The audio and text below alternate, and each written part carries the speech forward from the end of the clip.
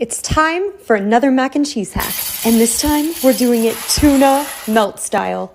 Add a 6-ounce block each of extra sharp cheddar and American cheese to the center of a casserole dish. Then add 1 pound of dry shell pasta, 2 3/4 cups each of bone broth and whole milk, 12 ounces of canned tuna, 10 ounces of cottage cheese blended up, and of course you're going to want to season the whole thing with some kosher salt and fresh cracked black pepper. Move the noodles around just a little bit to loosen them up. Then stick in a 350-degree oven for 55 minutes, taking it out halfway to stir the outside edges. Once it's out, you know the drill. Mix everything up until it's fully combined. At this point, I decided I wanted to add some celery seed and some paprika, for you guys. And for color, I think it looks nice. Check for seasoning, then top the whole thing with thinly sliced fresh tomatoes and crushed Ritz crackers. No joke, this is one of my favorite things I've ever made. I loved it. Where else am I going with this? Recipes from Cooking Mama. Make some cuts on the fat to prevent it from curling. Back of the knife, we're just gonna flatten the meat. Form it back into its shape. Salt and pepper both sides. 1 egg, flour, cold water, mix together. This is the consistency you're looking for. Coat the pork chop in the batter and then panko. Fry for 3 minutes on each side. For the sauce, we're gonna do some soy sauce, ketchup, Worcestershire sauce, sugar, ground up some roasted sesame seeds, mix together. Look at that. What the heck is a blondie? It's the perfect combination between a brownie and a chocolate chip cookie. This is literally one of the easiest recipes ever, and these are so delicious. Mix 1 stick of melted butter with 1.5 cups of brown sugar. Mix it all together until everything's super well combined. Crack in 2 eggs and none of the shell, and a heavy dash of vanilla. Mix it together until it's nice and creamy. Just like that. Add in 1.5 cups of flour, a half teaspoon of baking powder, and a half teaspoon of salt. Add in a cup of chocolate chips. Oh my gosh. The hardest part about this recipe is not eating all of the dough before you bake it. Place the batter into a greased tray and bake at 350 for about 20 to 30 minutes. Once they're done, they should look a little something like this. Can we just take a moment to appreciate the tops? They've got that nice crinkly finish. Once they're cool, cut into squares and serve. These are such a crowd pleaser and literally so easy to make. Don't forget to check out my Instagram and YouTube for more content. Make this delicious chicken salad with me. Season with garlic powder and lemon pepper.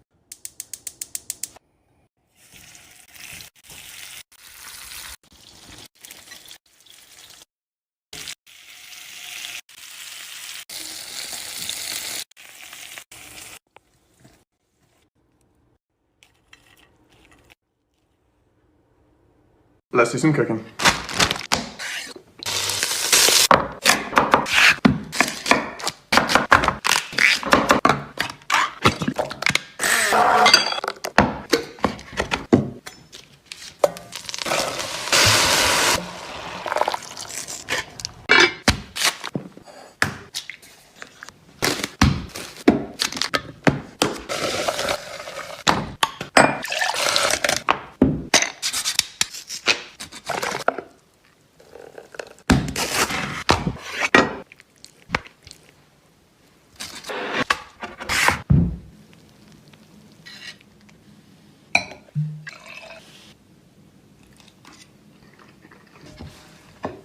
Let's make baked feta pasta, mac and cheese, and let's make it spanakopita style. Add 2 blocks of feta to the center of a casserole dish. Then pour in a pound of dry macaroni or your small pasta of choice, along with 4 cups of half and half and 2 cups of water. Add a nice sized sprinkle of kosher salt, then give it a little bit of a stir. Next, drizzle your feta with some extra virgin olive oil and crack some fresh black pepper over top. Then pop in a 350-degree oven for 30 minutes.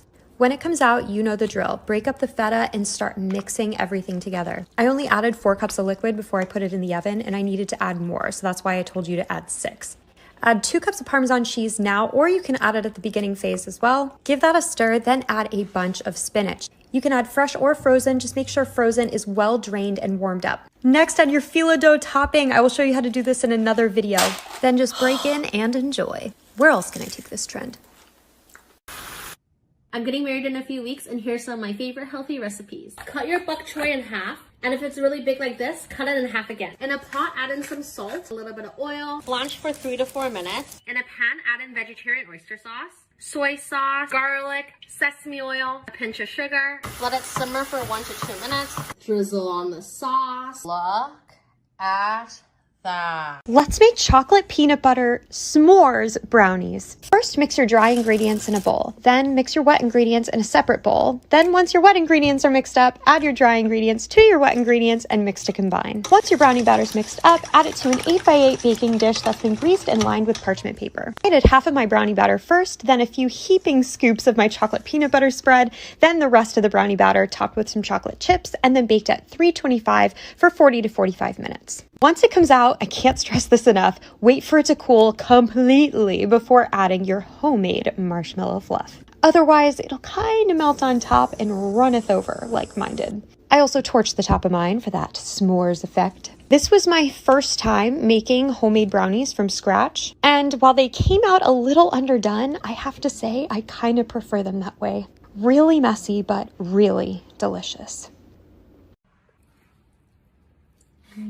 Happy Mother's Day! How to make the best tender Asian short ribs. Slice up the ribs, 2 to 3 minutes on each side. We can keep premium oyster sauce. Add in honey. We can keep premium dark soy sauce. We can keep premium soy sauce. 5 spice powder. 5 cloves of garlic. 2 stalks of green onion. 1.5 cup of water. Mix together. Pressure cook for 25 minutes. Simmer for another 10 minutes until it turns into a thick glaze. Look at that. Let's make ice cream mochi. Today's flavor is matcha. This could be my favorite flavor. I got this matcha ice cream from a local Japanese bakery. Scoop the ice cream into balls and place them on a tray. Freeze those scoops until they're nice and solid. In a bowl, mix together your rice flour, sugar, and water. Mix it up until there are no lumps. Cover with plastic. Microwave for 2 minutes. Mix it up, then microwave for an additional 40 seconds. Place onto a tray. Knead that dough, but be careful because it's super hot. Wrap the mochi dough outside of the ice cream balls. Enjoy your delicious mochi. These are my favorite things to make whenever I have people coming over or I need something quick and easy for dinner because everyone loves them.